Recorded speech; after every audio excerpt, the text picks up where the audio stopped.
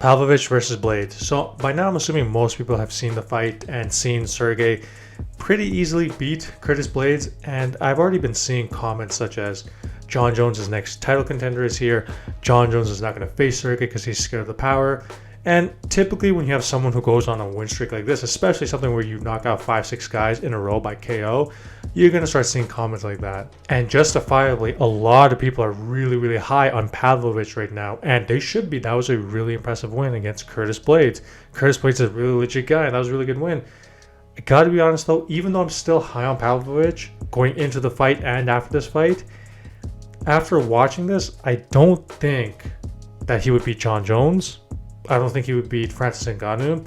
And I don't think this one I'm a little bit more unsure about. He would beat Ciryl Gane. And while Ciryl Gane has annoyed me for putting on one of the worst title performances in UFC history against Jon Jones, I do think Ciryl could potentially keep the range and just outstrike him on the feet if he fights a really smart fight. And for the people who think that Jon Jones might be scared or not willing to defend his title against Pavlovich due to Pavlovich's power, I'm sorry to tell you guys this, Jon Jones would have his way with Pavlovich. Same with Francis. I don't think Francis would have too much trouble with Sergei, but let's go through this fight and I can explain some of my reasonings. So before we watch and break down some of this fight, like the video if you end up liking it, and subscribe for more content similar to this, and leave a comment in the comment section down below on where you think that Sergei is, and do you realistically think he could beat Jon or someone like Francis? So Blaydes throws a kick here and Pavlovich does move out of the way.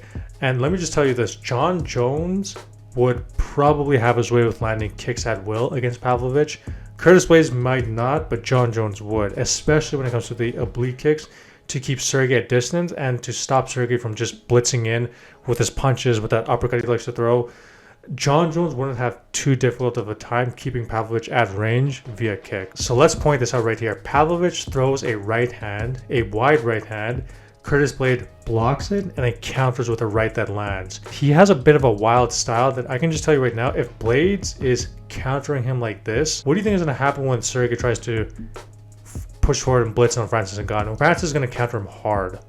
Really hard. So here again, let me point this out. Pay attention to this, okay? Sergei throws the right hand. Curtis reads it because Sergei's not that good at hiding when he's about to throw his right hand. So Curtis reads it, puts up his left hand to guard his face, and then throws the right straight and hits him. Two things. Jon Jones would be able to read all the stuff he's doing right now. Jon Jones is going to read this from a mile away and get out of the way, right? He's going to see when Sergei's about to throw the right and then circle away or move out or back up, whatever he needs to do.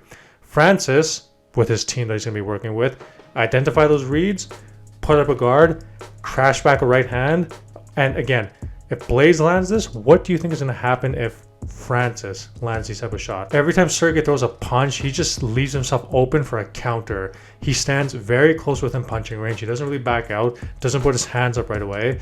And this is what I mean.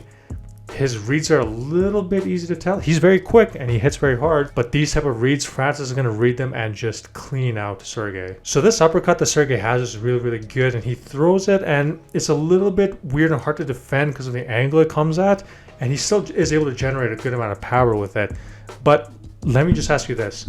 Do we think that Jon Jones, one of the best defensive fighters who has amazing reach, tall, still relatively quickly, incredible fight IQ, is gonna get caught with stuff like this? Again, another example of how Sergei just leaves himself open for counter strikes, which is why Blaydes was able to land counter strikes. Blaydes is not a bad striker, but he's obviously not one of the best strikers at heavyweight. He's not the most crazy technical. So right here, this is Jon Jones if he fights Sergei all night long. These calf kicks, leg kicks, oblique kicks, body kicks, teep kicks, whatever it takes to keep him in range. And keep in mind, this is a bit of a smaller cage because they're at the apex for this, I believe. So in the bigger cage, Jon has even more movement and more space to move around. So Sergei did a great job here of using the jab and then coming over the right. And then Curtis Blaydes just didn't put up his left guard as he did for some of the other moments in the fight. Made a mistake here while Sergei did a great job with the jab and over right hand, and drop Blaydes here. Again, the dude has really good power, and obviously if he hits anybody like this, they're gonna get hurt. So here in the fight, Blaydes was getting teed off against the cage and Pavlovich was hurting him, and the commentary team was asking, why isn't Blaydes shooting for a takedown? Like, what is going on? I think that there's a couple different factors. Number one being, I think Blaydes probably wanted to make like a statement, like put on more of an exciting fight in order to secure a title shot, maybe by beating Sergei at his own game, maybe by TKO by standing. The second factor could be that he got a couple good shots early on, so he felt confident that, hey, I can do this. I feel confident. But the main factor that I think it happened is, if you guys remember the Derek Lewis fight where he got knocked out brutally when shooting in for a takedown against a power puncher, I think it's probably made him a little bit hesitant to try to recklessly go for takedowns or even cautiously go for takedowns, because that's always going to be in the back of your mind now. What if I shoot for a takedown? What if he does an uppercut? What if he lands a punch? What if I got knocked out like that again? He knows Sergei hits hard, so you're going to be a little bit hesitant. So you'll notice when Blaydes went for the takedown here, Pavlovich actually did kind of throw an uppercut. That's what it seemed like. And this is what I'm talking about. You know, Blaydes probably is a little bit hesitant about that. Now, the other thing I want to say is that this was a pretty decent shot by Curtis, like pretty well timed. And Pavlovich did stuff it rather easily. So Curtis suffers an unfortunate defeat. Really, really sucks for him. It seems like every time he gets close, he just seems to lose. Now, again, when it comes to Sergei versus either John or Francis, some of the things I pointed out, just John's strengths, Francis's strengths, and combined with some of the weaknesses that even I can just look at and identify here in Sergei's game, which I'm sure that John Jones's brilliant coaches, Francis's brilliant coaches, they would be able to identify 10 times more than me. Francis, I think, cracks Sergei whenever Sergei throws a little bit wild and probably TKO Sergei. And when it comes to John, in a bigger case than this, oblique kicks, teep kicks, leg kicks, moving out of the way. Plus, let's not remember, I know everybody calls it unfair and cheating. The refs just don't call it out. John loves to stick his fingers out like that when you're trying to get in. And someone like Pavlovich, that's going to be a really tough time to get in when John's sticking his fingers out like that. Plus, John's chin is great. Combined with the grappling, I just don't see any way that Sergei could beat him. So I hope you guys enjoyed the video. Like the video if you like it, and subscribe for more content similar to this. I will catch you guys later. Peace.